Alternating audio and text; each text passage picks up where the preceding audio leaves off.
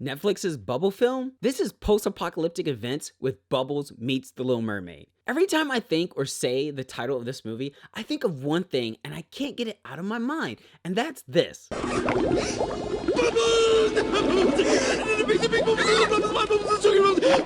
My bubbles.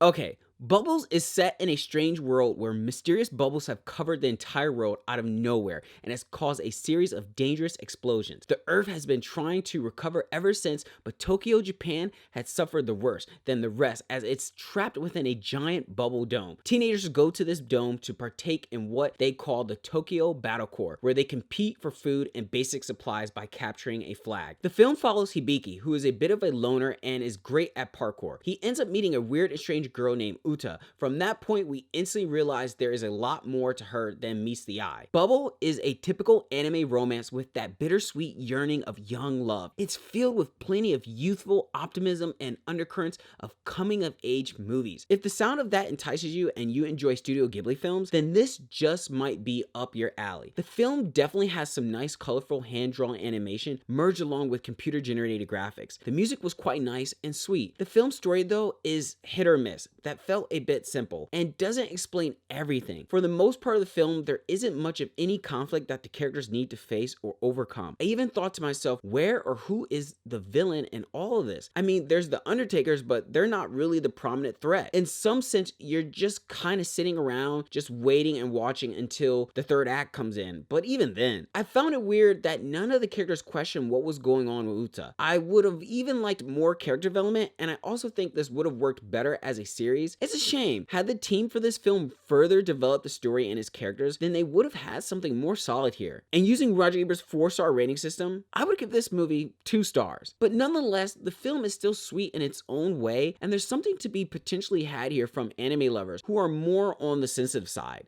I'm just saying.